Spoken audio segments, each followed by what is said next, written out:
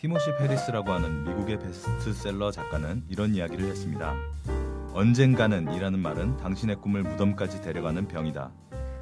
미숙아로 태어났던 티모시 페리스는 의사로부터 생존 확률 10% 미만이라는 진단을 받고도 살아남았고 기업을 창업해 월 4만 달러의 소득을 올리기도 했으며 배운 지 1개월 만에 중국 무술인 산슈 미국 챔피언이 되었고 배운 지 5개월 만에 세계 탱고 선수권에 나가서 준결승까지 진출했죠.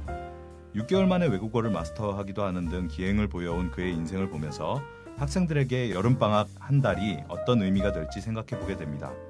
여름방학, 방에만 계시다면 언젠가는 이라고 생각했던 일들을 지금 시작해보시는 것은 어떨까요? 학교가 들려준 적 없는 진짜 학교 이야기를 적나라하게 들려드립니다. 본격 학교 들춰보기 방송 내가 네 선생이다 줄여서 내 선생 12화 여름방학 특집 청소년 성형수술편 시작합니다. 와. 성형수술. 아니 한 달 만에 중국 무술을 했다고요? 이 사람이 그러니까 책을 쓰는 사람이에요. 원래는 책을 쓰는 사람이고 사업을 하는 사람인데 좀 무료한 걸 못 참나 봐요. 그러니까 대단하다. 짧은 기간 동안에 집중적으로 일을 해서 어떤 성과를 뽑아내는 전문가인 것 같아요. 그런 사람인데 이분이 이제 했던 행동들은 잘 몰랐고 이분 했던 말이 그 언젠가는 이라는 말은 당신의 꿈을 무덤까지 데려가는 병이다. 이 부분이 제가 좀 감흥이 와서 이분에 대해서 좀 알아봤었어요. 생각을 해보니까 학생들은 물론이고 우리도 사실은 맞아요. 뭐 언젠가는 운동 한번 해봐야지. 언젠가는 뭐 한번 해봐야지. 나도 언젠간 좋은 집에서 살겠지. 언젠가는 공부도 좀 수학 공부도 좀 그런 생각을 하면서 사는 것 같은데 산다는 게 그런 것 같아요. 어차피 한 번밖에 못 살게 될 것 같은데 현재는 다시 돌아오지 않죠. 그렇죠. 현재는 한 번뿐이니까 순간순간을 좀 즐기면서 행복하게 좀 살았으면 좋겠다는 생각을 해봤어요. 근데 뭐가 허전한데요? 그러게요. 비린내가 안 나는데요? 지금 저기 생선님이 요 방송 들으실 때는 어떨지 모르겠는데 생선님이 이제 조금 늦었어요. 그 요즘 워낙 일이 바쁘셔서. 많다고 부상 투혼을 발휘하고 있다고. 네. 이런 식으로 이거 페널티 적용을 해야겠어. 이거 3번 이상 이러면 커피 쏘기. 그러게. 그런 거 너무 싼가? 너무 나약해. 나에게 그건 우리끼리 고민하는 거고. 네.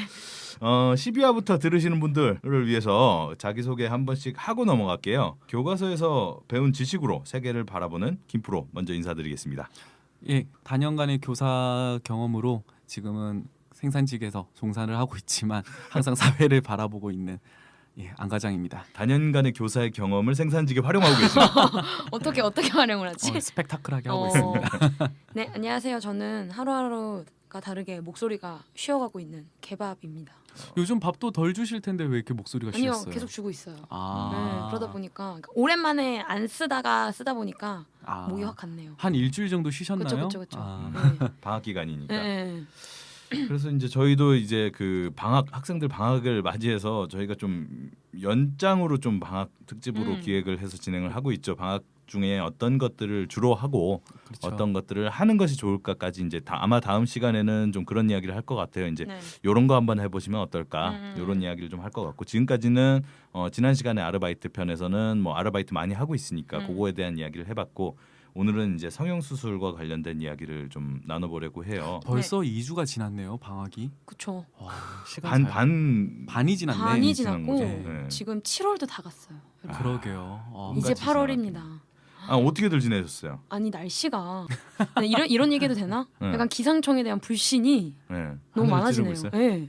진짜 너무하죠, 진짜 날씨가. 분명히 어제 일기예보로는 어제까지 이제 장마 끝, 이제 무더위 시작이라고 하셨잖아요. 거짓말. 근데 언제 비가 왔으며? 이거 네. 다 거짓말인 거 아시죠? 그럼 하면서. 이제부터 무더위가 시작이라는 게 그럼 지금까지의 더위는 뭐였던 거죠?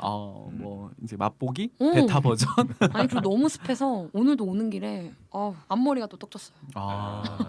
막 요즘 뭐 거의 저도 거실은 포기했어요, 그냥. 네, 그냥 저 자는 방만 뭐 제습기 틀어놓고 에어컨 틀어놓고 그렇게 자는데, 진짜 어떻게 할 수가 없더라고요, 진짜. 너무 더워요. 저는 잠이 많아가지고 그 여름에 이제 더워서 잠을 못 잔다라고 하는 이야기를 실감을 못 하고 지금까지 살았다가 올해 진짜 잠을 못 자요. 왜요? 막 설쳐요, 깨요, 더워서. 더워서 맞아. 네. 제가 아는 나 처음 김프로, 느껴봐. 또 김프로 방 제가 아는 거기는 또 약간 통풍이 잘 안 되는 걸로 알고 있어요. 구조가 좀 제가 이사 에어컨 가서 있잖아. 그래서 에어컨 틀어놓고 자요 저는. 네. 원래는 이제 에어컨 안 틀어놓고 원래 에어컨 살다가. 없이 사는 사람이었는데 네. 김프로가 에어컨을 틀었다라는 건 진짜 덥다는 거죠. 그러니까 잘 때 그렇죠. 자면 그냥 필름이 끊겼었는데 어쨌든 이제 지난 한 주 동안 저는 정신과 육체가 더워서 분리되는 경험을 좀 하면서 보냈습니다. 제가 오프닝에서 이제 지금까지와 다르게 멘트를 좀 했어요. 좋았어요. 한 달이라고 하는 기간이 이제 언젠가는이라고 생각했던 일들을 시작해 보시기를 좀 권해드리고 싶어서 좀 이런 이야기를 해봤고요. 본격적으로 오늘 주제에 대해서 좀 이야기를 해보기에 앞서서 지난주에 조금 이슈가 되었던 것에 대해서 이야기를 좀 해보면 좋을 것 같아요. 이게 법률적인 내용도 있고 해서 이제 저희 취지와도 좀 맞는 부분이 있는 것 같아서 먼저 좀 내용을 잘 모르시는 분들을 위해서 안 과장님이 좀 간단하게 어떤 사안인지 김영란법의 탄생 배경을 좀 오늘 그 김영란법을 다루는 거예요? 그거와 그거 관련된 궁금했어. 이야기를. 안 그래도 지금 녹음하는 시점이 지금 30일이죠. 오늘 네. 29일입니다. 그런가요? 29일입니다. 네. 날짜 감각도 잊어버리셨나요? 나 시계 잠깐만 뭐지? 시계가 더위 먹었나 봐. 그럼 나 내일을 사는 남자네. 내일을 사는. 나 깜짝 놀랐네. 멋있다. 오늘이 29일이죠? 네. 예. 자연스럽게 29일인 척을 하고 이거 편집 안 나 하는 안 거 아니야? 자를 거예요. 나 얼굴 빨개지고 있어. 하여튼 28일 날 판결이 났죠. 그렇죠? 그렇죠. 예. 근데 난 너무 궁금한 게 왜 김영란이에요? 김영란이라는 분이 이제 네. 국민권익위원회 위원장이셨는데 네. 이제 이분이 이제 좀 추진한 법이라고 해요. 그래서 2012년에 이제 그런 법안에 대한 얘기를 이제 논의를 시작해서 일단 진행이 되었는데 그래서 근데 정확한 명칭은 부정 청탁 및 금품 등 수수의 금지에 관한 법률이에요. 그러니까 우리가 알고 있는 무슨 법 이거는 네. 정확한 법의 명칭이 아니에요. 어. 뭐뭐와 관한 법률 이게 원래 정확한 명칭이고 언론에서 편하게 이제 편하게 설명하기 부르려고 위해서. 뭐 우리 아청법 이런 것들 있죠. 그건 아동 청소년의 성모와 관련된 관한 법률 이렇게 이제 이름이 나가는 건데 그냥 부르기 쉽게 하려고 아청법, 뭐 김영란법 이제 뭐 그렇게 얘기를 부르는 거고요. 네. 일단 내용 중에서 부정청탁 아까 말씀 그 제목처럼 네.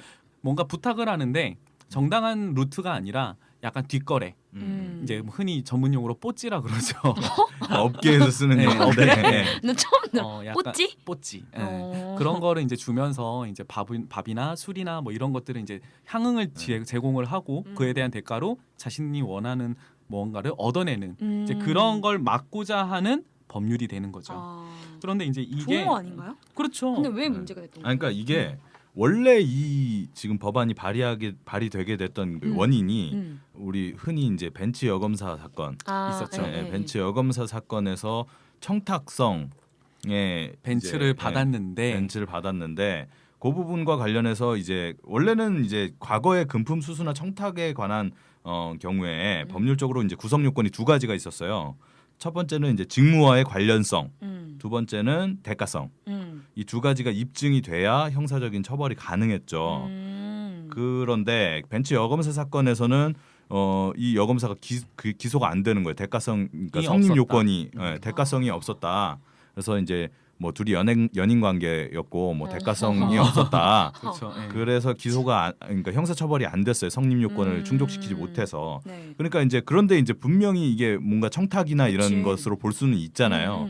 그렇기 때문에 이런 부분들을 좀 처벌하기 위해서 만들어진 법안이었고 그게- 이것이 이제 그것과 관련해서 세부적인 내용에서 이제 문제 위헌 소지들이 있어서 헌재까지 갔던 사안이죠. 예, 그래서 이제 핵심 쟁점으로 나왔던 게 이제 보통 공무원을 대상으로 이런 법률이 시행이 된다라면 매우 이제 괜찮겠죠. 그쵸. 좋은 법률이라고 볼 수 있는데 네. 문제는 이 대상이 네.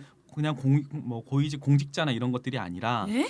그거 포함해서 어. 이외에 언론인 이제 기자, 뭐 TV, 뭐 뉴스, 뭐 이런 쪽이겠죠. 네. 그리고 사립학교 임직원까지 포함을 시킨다라는 데서 논란이 있었던 거예요. 왜 그게 논란이 되는 거예요? 왜냐하면 이제 공립학교 일단 우리는 이제 교육 관련 얘기니까 네. 학교 쪽만 얘기를 한번 해보면 공립학교나 국립학교 선생님들은 일단 공무원이 맞아요. 그쵸. 국가에서 일단 교육부 장관이 임명을 한 게 맞으니까 그분들은 딱 공무원 대상이 맞는데 사립학교 같은 경우는 조금 애매하죠. 일단 거의 공무원과 준 공무원의 이제 대우를 받긴 하나 선발과 관련돼서는 그치. 학교 이사 진에 의해서 그쵸. 학교 재단에 의해서 뽑힌단 말이에요. 음. 그러다 보니까 엄밀히 따지면 이걸 공무원이라고 하기도 뭐하고 또 공무원이 아니라고 하기도 또 뭐한 그런 이제 상태가 됐던 거죠.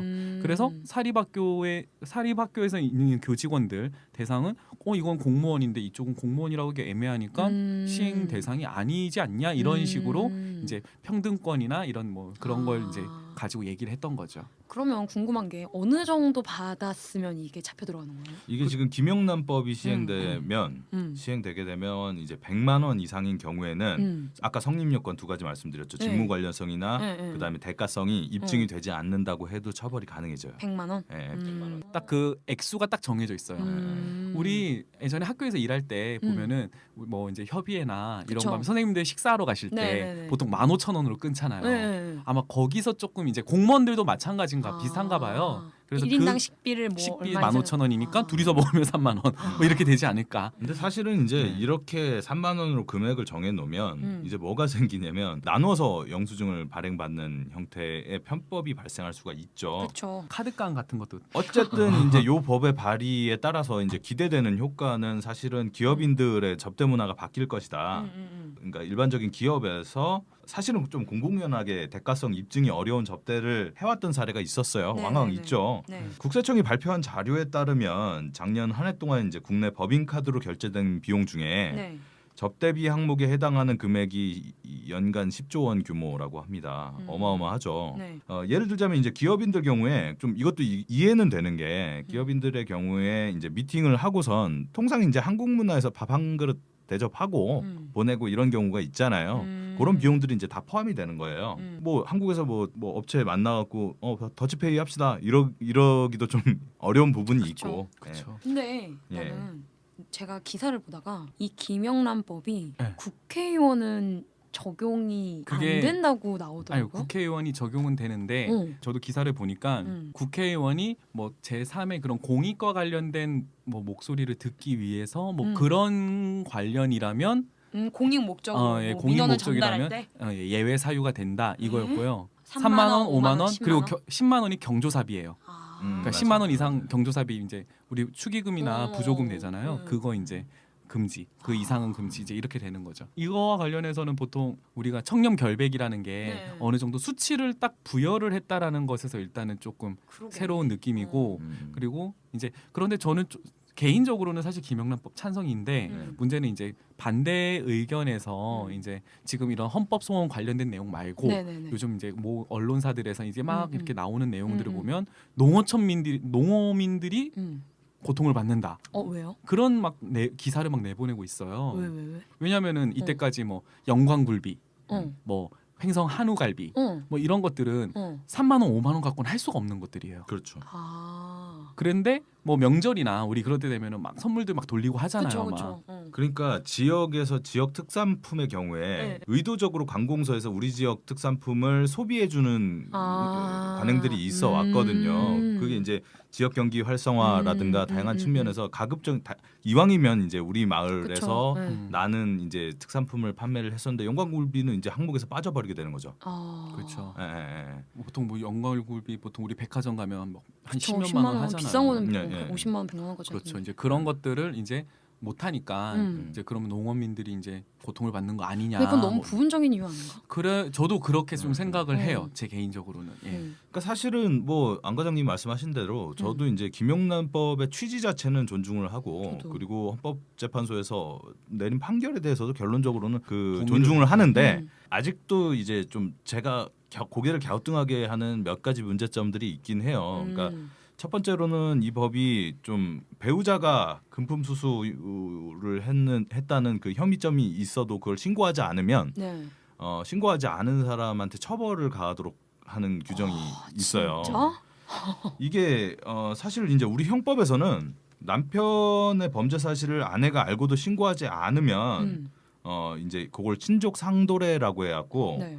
그 범죄인 은닉죄가 성립되지가 않아요. 그러니까 원래요? 남편의 그러니까 아내는 남편을 신고하지 않아도 되는 거예요. 그치, 그러니까 네. 뭐 꼭 남편뿐만 아니라 가족들 다 가족, 포함이죠. 네, 네. 약간 그건 좀 그렇잖아. 네. 그런데 이제 그거를 이제 그 책임성이 조각돼서 처벌을 받지 않는 건데 요 부분 관련해서 나중에 혹시 이제 생활법률 편을 하게 되면 좀 더 자세히 이야기를 할 수 있겠지만 형법상의 분명한 이제 책임 조각 사유가 존재하는데 김영란법에서만 유일하게 그 친족 간 은닉에 대해서 책임성을 조각하지 않는 것은 어찌되었건 간에 이제 법의 형평성 측면에서 문제가 있다는 지적들이 좀 나오고 있죠. 아마 이거를 이제 계속 진행을 하려는 사람들 입장에서는 약간 특별법 우선의 원칙을 쓰려고 하지 않을까라는 생각도 좀 들긴 하네요. 예. 그러니까 이제 솔직히 이제 신고를 하지 않았다는 이유로 처벌을 받는 법이 우리 법에서 뭐가 있냐면 유일한 법이 하나 있어요. 국보법이죠. 국보법. 아, 국가보안법? 국가보안법에서 외에는 찾아보기가 힘든 굉장히 희귀한 입법 사례인 것은 분명하죠. 예, 그래서 이제 이와 관련해서 아직도 많은 법학자분들께서 의견이 분분하신 걸로 알고 있고요. 두 번째는 이제 국회의원과 시민단체는 아까 말씀하신 것처럼 그 해당 법에서 쏙 빠져나간 것이 아니냐 이런 이제 의혹들이 아직도 남아 있어요. 네. 실제로 이제 이 법의 3조와 5조 2항을 살펴보면 선출직 공직자, 정당, 시민단체 등이 공익적인 목적으로 제3자의 고충 민원을 전달하거나 법령, 기준의 제정, 개정, 폐지 또는 정책, 사업, 제도 및 운영 등의 개선에 관하여 제안 건의하는 행위는 예외라고 하면서 이제 여기 지금 3명이 빠졌죠. 선출직 공무원, 그렇죠. 두 번째 정당, 그치. 세 번째 시민단체. 우리나라의 핵심 권력들이죠. 그 빠져나갈 수 있는 구멍이 있는 거 아니냐라는 이야기는 어쨌든 나오고는 있어요. 그게 네. 이제 지금 이제 헌법재판소에서 이제 낸 그런 판결과 관련된 거는 일단 사립교원, 부정청탁의 예외 관련, 그리고 허용가액 대통령령 위임, 그리고 이 위법 배우자 신고 강제 이것 다 어쨌든 합헌이라고 지금 판결이 나왔는데 네.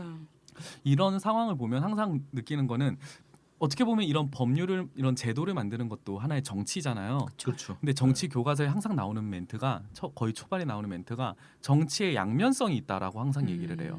뭐 정치학 개론에는 뭐 야누스의 얼굴이다라고도 얘기를 하는데 어떤 쪽으로 보면 어떤 누구에게는 장점이 되겠는데 누구에게는 항상 단점이 된다라는 거죠. 그러다 보니 누구에겐 좋은 놈이고 누구에겐 그렇죠. 나쁜 예. 놈이구나. 근데 그거를 이제 어느 쪽이 더 사회적 합의나 아니면은 인정을 받느냐에 따라서 피해 보는 입장이 분명 존재는 하지만 그게 진행이 된다라는 거예요. 예, 이 김영란법도 물론 좋은 점이 되게 많아요. 저도 이게 제대로 잘 시행됐으면 좋겠는데 그런 단점은 최대한 이제 피해를 보는 사람은 없도록 또는 이제 의심하거나 아니면은 오해를 하는 사람이 적도록 계속 조금씩 수정은 해서 개정을 조금씩 하는 것도 나쁘진 않을 것 같아요. 어쨌든 이제 그 민주주의는 매일매일 시험대에 오르고 있죠. 민주주의는 아직 완성된 바가 없고 역사도 끝난 적이 없죠. 제도의 개선 역시 시대와 사람에 따라서 바뀌어야 될 것 같아요. 예, 예. 아 그리고 맞다. 헌법재판소에서 이제 대부분 이런 헌법 소원과 관련된 거에서 보통 보시면은 5대 4로 나오는 경우가 있어요. 5대 4? 5대 4. 그런데 9명이잖아요. 헌법재판관이. 아. 총 9명이고 3명은 국회에서 뽑고 3명은 행정부에서 뽑고 3명은 대통령. 사법부에서 뽑고 그러니까 행정부가 네, 대통령이니까 네, 네. 그렇게 해서 9명을 뽑는데 보통 이런 경우가 있어요. 5대 4면 예를 들어 만약에 여기 이 헌법소원에서 5명이 위헌을 냈어요. 그리고 4명이 합헌이 됐어요. 그러면 어떻게 될까요? 다시 하나? 아니요. 그거는 그냥 합헌으로 진행돼요. 왜요? 왜냐하면 이 헌법소원과 관련된 것들은 다른 것들도 한 가지 빼고 5가지를 하는데 그 중에 이제 한 가지가 헌법소원인데 이거 같은 경우는 예를 들어 위헌이 되든 합헌이 되든 위헌이 되려면 6명 이상이 위헌이 되어야 된다 그래요. 그래서 6대 3이 되어야 이상이 되어야 이게 위헌이 판결이 납니다. 아무리 숫자가 적어도. 그렇죠. 그런 경우가 있어요. 이게 원래 5대 4였는데 뭐 예전에 이거는 그냥 썰입니다. 이거는 뭐 전두환 시대 때 5대 4로 바꿨다가 5대 4를 6대 3으로 바꿨다가 뭐 자신이 뭐 잡혀가는 법률 그거가 헌법 소원인데 5대 4 나와서 자기가 이제 뭐 개인적인 당했다. 생각이시죠? 근데 정말 지극히 개인적인 예, 뭐 하여튼 그런 뭐 썰이 있긴 하더라고요. 뭐 어쨌든 지금 안 과장님께서 말씀하시는 건 내 선생의 공식 입장이 아니라고 알려드리고요. 이거 편집 좀 해주세요. 네.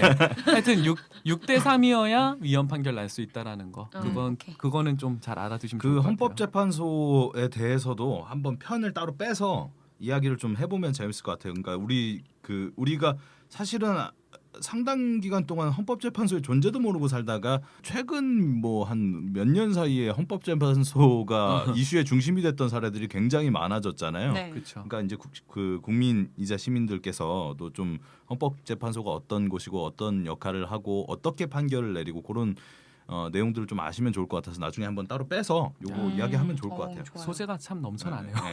그리고 이제 요거는 그냥 이제 김영란법과 관련된 이야기가 나와서 상식 삼아서 좀 이야기를 드린 건데 혹시 아까 지금 안 과장님이 뇌물을 뿌찌라고 하는 은어로 표현을 하셨는데 그 뇌물을 뜻하는 좀 다른 표현 혹시 아시는 게 있나요? 뇌물? 뇌물을 네. 다른 표현? 또 뭐 있지?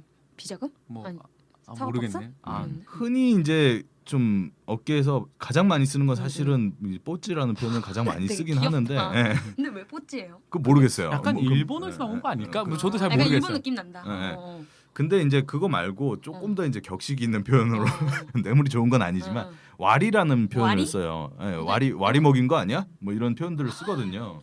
그러니까 흔히 이제 말도 안 되는 기업이 계약을 수주했을 경우에 계약이 수주되지 않은 업체들의 사람들 내부에서 이제 이런 이야기를 하죠. 쟤네 와리 먹인 거 아니야?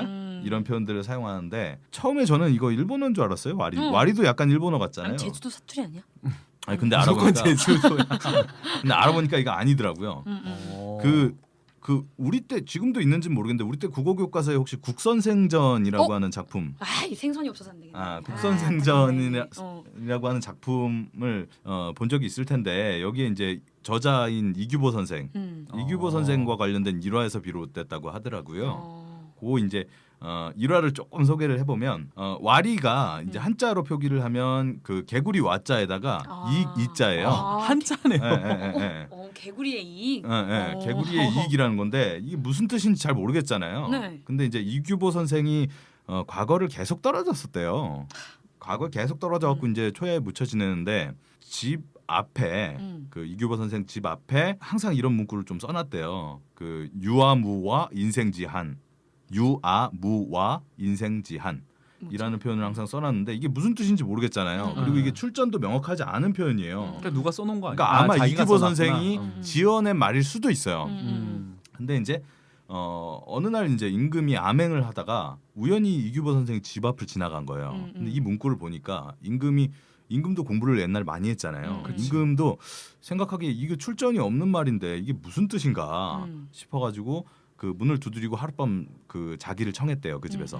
그래서 이규보 선생이 주무십시오.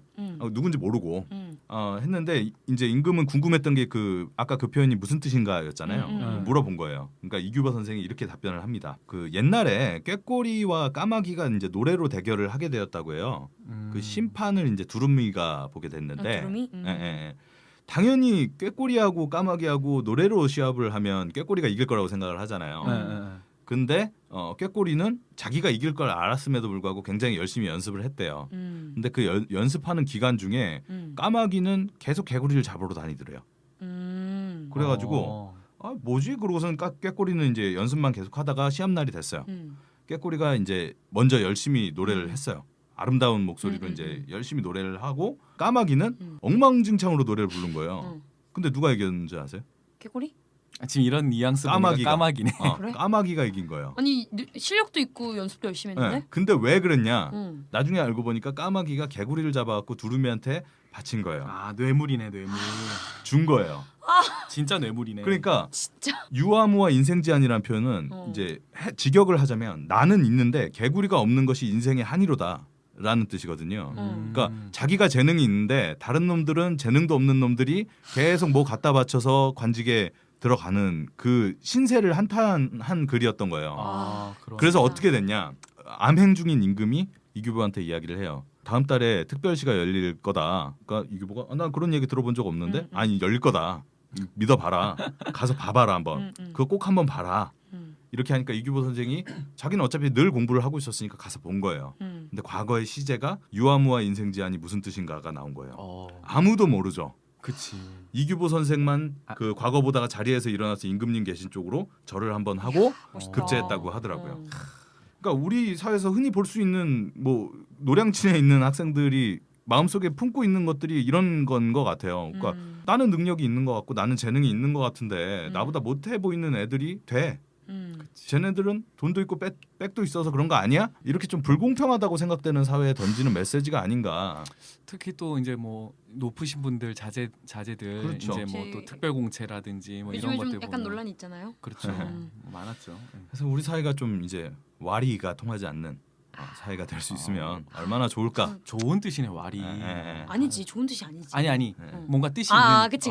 네. 나름 되게 깊은 뜻이 있는 그러니까 건데. 그냥 뭐 네. 되게 우리가 속어처럼 쓸 내용은 아니네. 뽀찌 같이 뽀찌보단 나은 표현인 것 같아요. 출처를 예. 모르는. 클래스가 너무 다르네요. 예.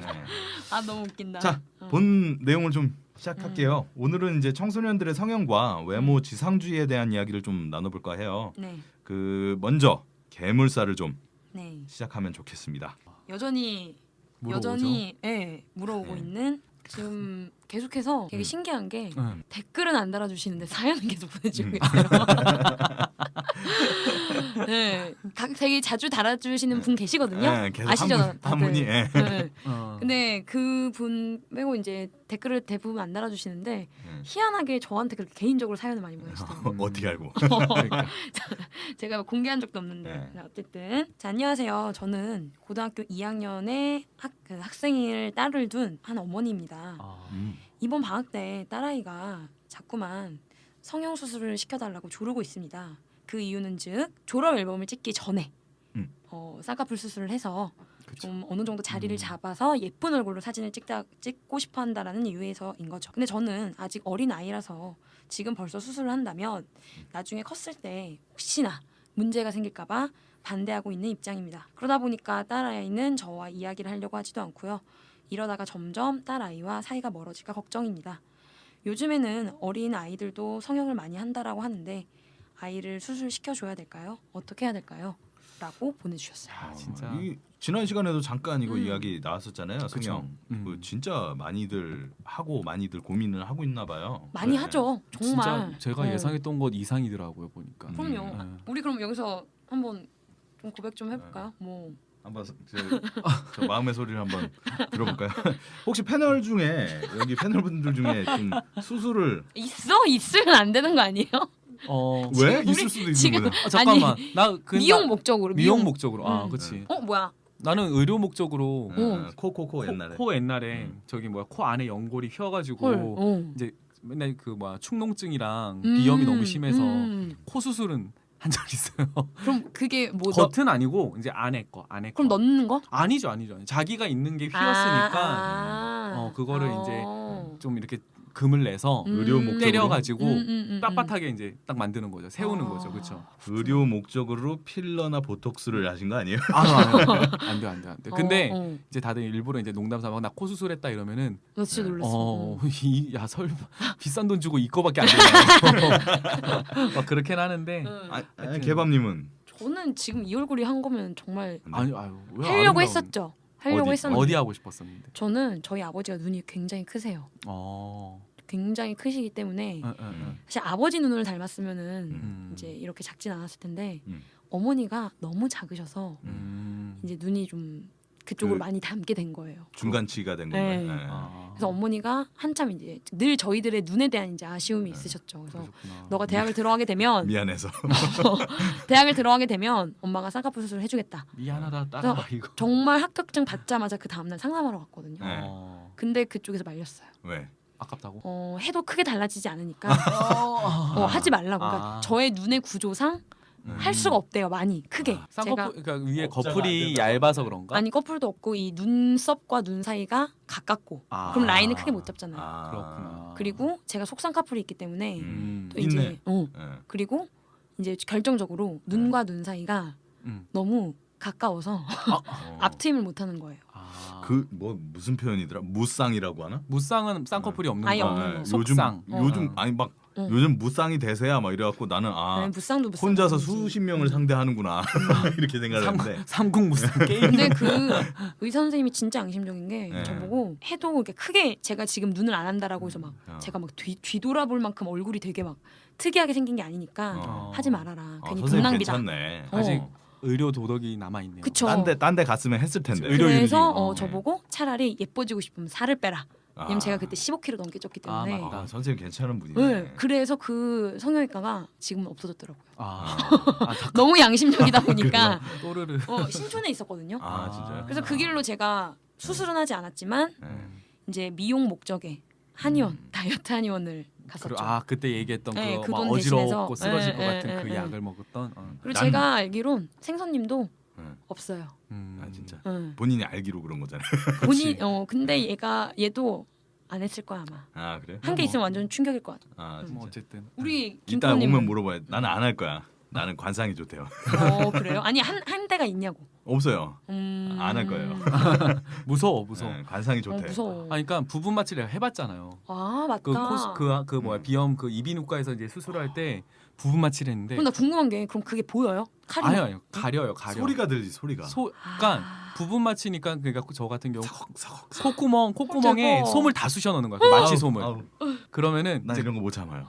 코가 멍해져. 이렇게 톡톡 때려도 몰라. 아. 그러니까 터치하는 느낌은 드는데 통증이 없는 거야. 뭔지 알 것 같아. 근데 그걸로 칼로 베고 막 이럴 거 아니에요? 맞아요. 근데 네. 그냥 서걱서걱 약간 그런 느낌? 아니면은 진짜 뭐 저 종이 때 자르는 때 소리? 아니 뭐 하여튼 고기 자르는 소리 아 느낌 하여튼 있잖아요 그런 거 내게 뭔가 잘려진다라는 느낌이 나 그리고 안에서 연고를 일단 휜 걸 필 때는 망치로 때린단 말이에요 그러니까 정 같은 걸로 망치 이렇게 대가지고 때리는데 그러면 탕탕탕 소리 나 그럼 진동은 있는데 아프지가 않은 거야 대박. 무슨 느낌인지 알 것 같아. 근데 솔직히 네. 수술 중에 제일 아팠던 거는 그 말치솜을 콕 그 안까지 집어넣을 때 그때 제일 아픈 거고 하여튼 아니 한국이 특히나 성형을 좀 많이 하는 건가요? 이거 외국하고 비교해서 어떤가요? 중국도 요즘 되게 많이 하지 않나? 중국 사람들이 우리나라로 정말 많이 오죠. 그러니까 옛날에는 일본이 성형 강국이었다면 이제는 한국이. 그래서 실제로 어떤 일이 있었냐면 저랑 생선이랑 말레이시아에 여행을 간 적이 네. 있었거든요. 그래서 이제 거기에서 어떤 중국 여자아이들과 함께 네. 숙소를 썼어요. 예. 근데 이제 그 아이들이 이제 저희가 한국말 하는 걸 듣고 네. 저희한테 되게 조심스럽게 와서 어. 자기네들 이제 다음 달에 한국에 들어갈 거다 아. 이러면서 저희한테 강남에 갈 건데 유명한 성형외과 좀 알려달라고 막 그러는 거예요. 그래서 가격은 얼마냐, 쌍꺼풀 수술은 얼마냐. 근데 지금 얘기했다시피 저랑 생선은 한 번도 수술한 적이 없는데 그래서 자기네들이 눈이랑 가슴이랑 턱을 할 거라는 거야.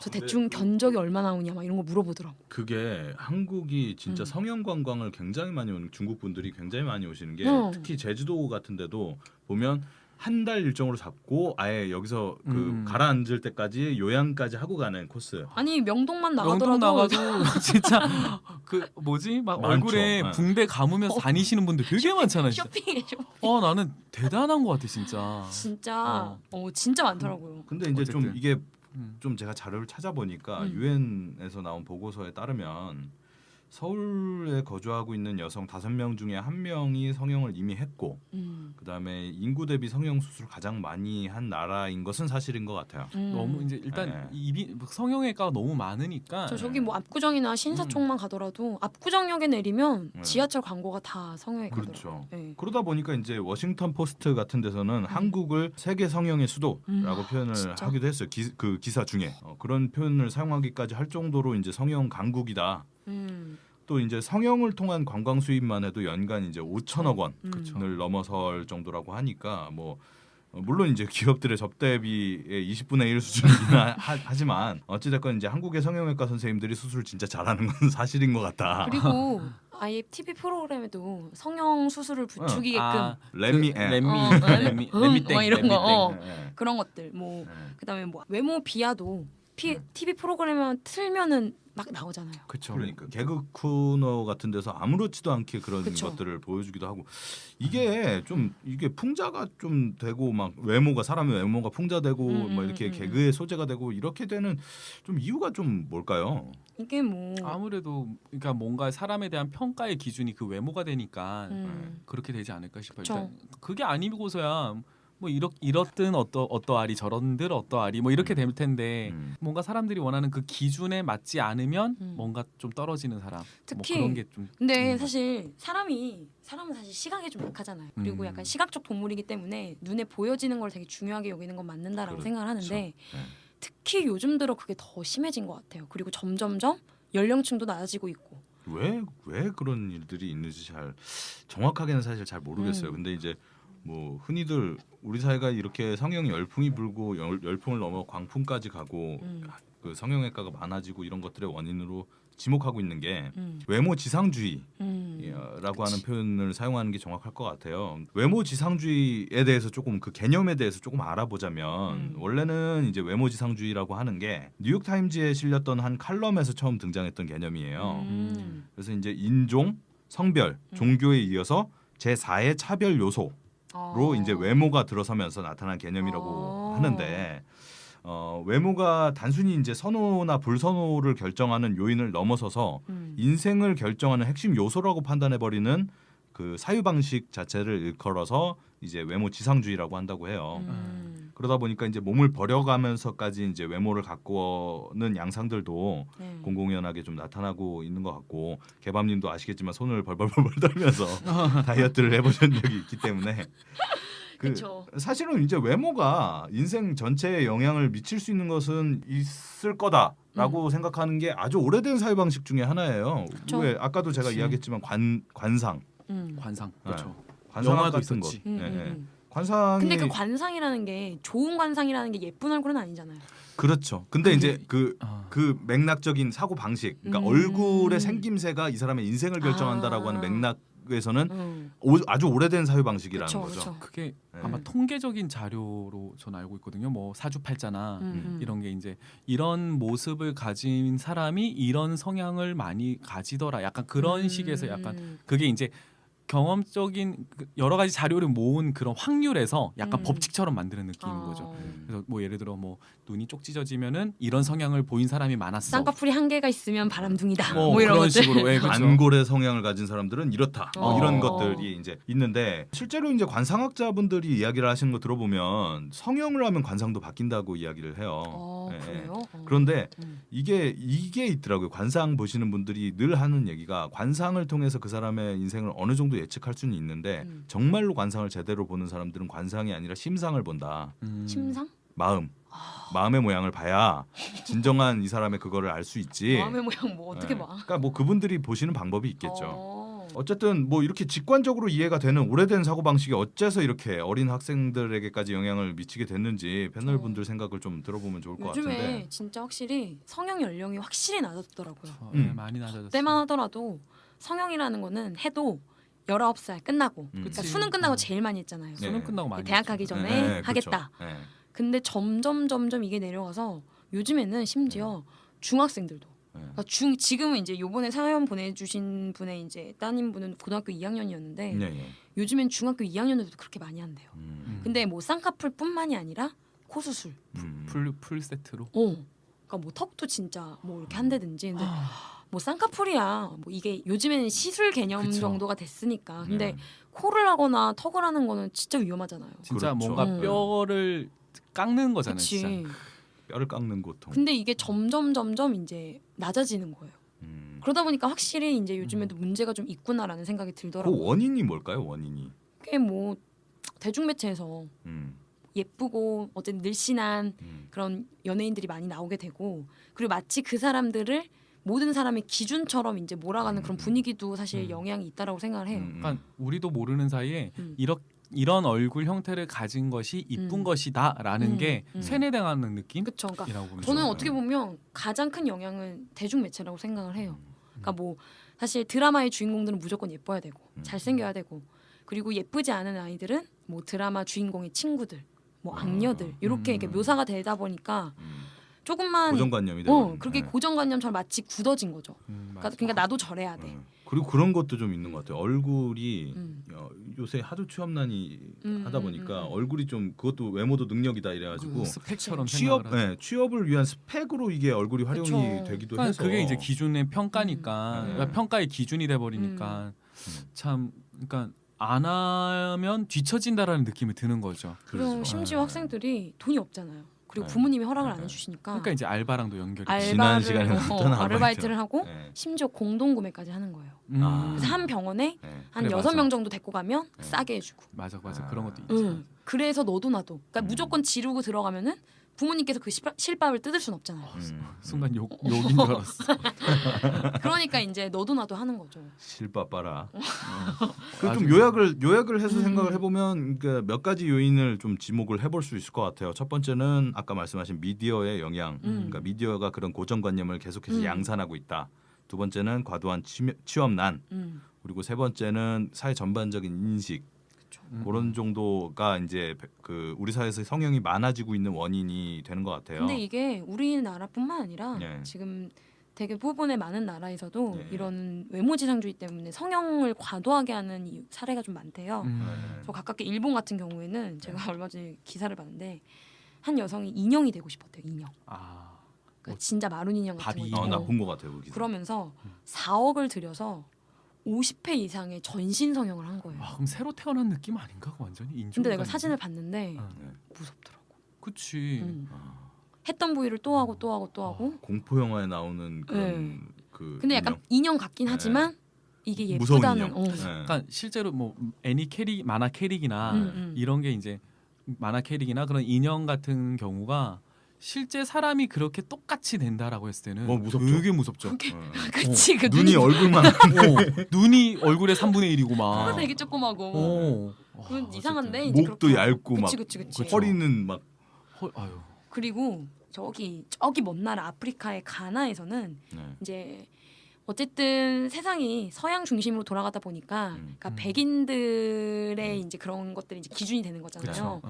그러니까 이제 그 자신들의 이제 검은 피부색이 너무 싫었던 거예요.